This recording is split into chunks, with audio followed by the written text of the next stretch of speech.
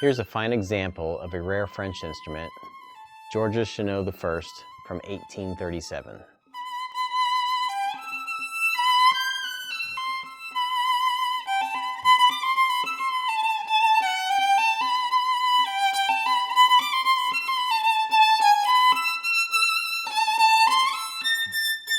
Georges Chanot I was born in Mirecourt in 1801, and he was the fourth and the youngest son of Joseph Chanot. He ranks alongside J.B. Vuillaume as the most prominent makers of the 19th century in French making. At age 13, he apprenticed to his father, and in 1819, he moved to Paris, where he worked as an assistant to his brother in the construction of the newly invented guitar violin. Another assistant, which was hired by François Chanot, was the not yet famous J.B. Vuillaume, also from Mirecourt. After 1 year with his brother, he went to work for Jean-Laurent Clement, then shortly opened his own shop. As he was young and inexperienced, this was not a success. He then worked for 2 years with Charles François Gand, the son-in-law and successor to Nicolas Lupot. In 1823, Chanot set up his own business, and he eventually settled in the prestigious Rue de Rivoli.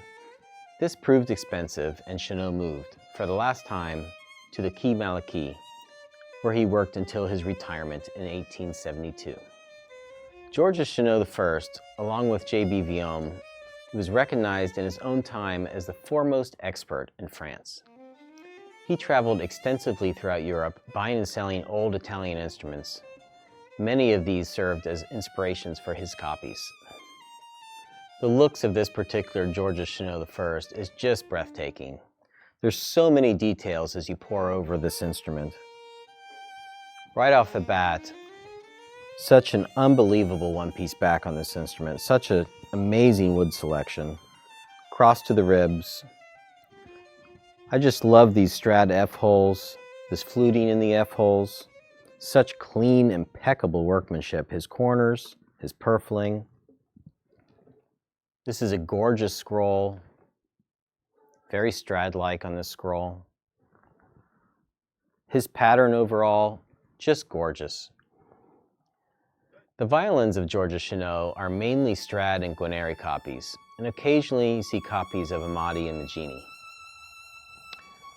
George Hart and William Henley, in their well-known books, wrote favorably of Chanot's Strad copies.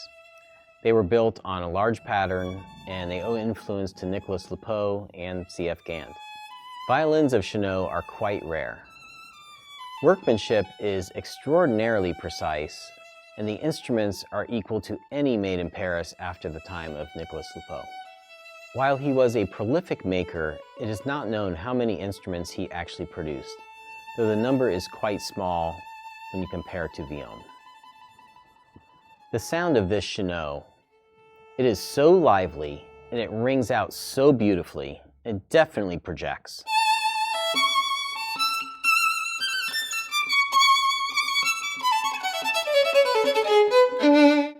The moment the bow hits the strings, you get this immediate electricity coming from the instrument.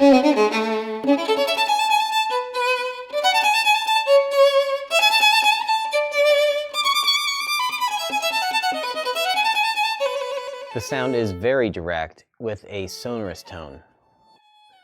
This is such a beautiful Georges Chanot I, such a lovely example, just breathtaking to look at, so striking to play in your hands. This is such a lovely example, and I am just so proud to have this Chanot in the Gatchell collection.